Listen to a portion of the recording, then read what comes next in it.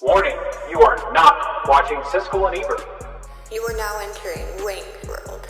So this time we'll go back with another video on Strange Wang. Today I got a film review for the film Oddity. Before we get into the movie review, click that thing button underneath this video, donate some of that cheese, that cheddar, that mozzarella so I can buy a house and hopefully my wife will not get murdered in it. I think those are pretty low expectations. But if you don't want to click that thanks button, please click that other button, which is that subscribe button. It helps out the channel a lot, and it's free. It's free. So help us out. But let's get down to brass tacks. I gave Oddity a 9.1 out of 10 Wangs. Why?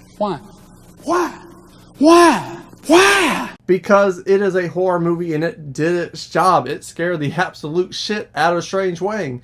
Granted, I'm not a horror movie person. I get scared watching Scooby-Doo. Pussy, pussy, pussy, pussy, pussy, pussy, pussy, pussy. But I can appreciate a good film. This film, I appreciated it. The writing in it was phenomenal. It kept the tension. It didn't use lackluster, cheap scares. It kept me on my toes like a ballerina. It had my heart pumping like Reeboks. It is a phenomenal script to keep me on the edge of my seat for the majority of the runtime. Because once you get into the film, you're in it. You're in the thick of it.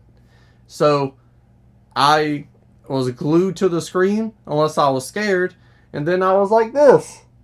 The writing, the layers to it, how it unfolds is not in the least bit predictable in the slightest.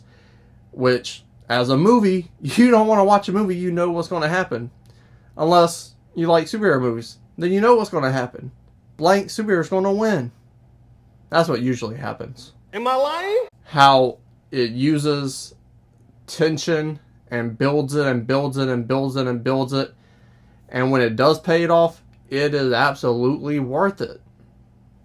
Characters, super well written. We don't know a lot about these people. We know enough to get us through the film and have us invested in these people's lives, their activities, their relationships to one another. And it works out perfectly for what this film needs.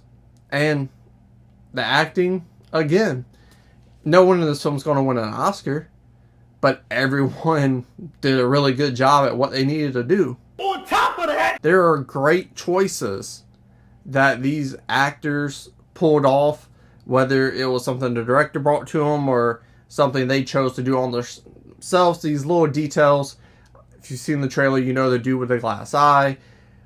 Her sister's blind. Blind people are just naturally a little creepy when it comes to horror movies. It's a stereotype built in. And for me, the same thing for accents. Everybody in this film was creepy because they had an accent. I don't know if I watched too many Universal monster movies back in the day, but accents, they give me the heebie-jeebies. But character choice in this film, phenomenal. My favorite one had to be the husband. He was great. The little things he did just built him up to make you feel a certain way. And because of that, when you get deeper into the film, that stuff comes into play. It matters to you. It means more as the film develops.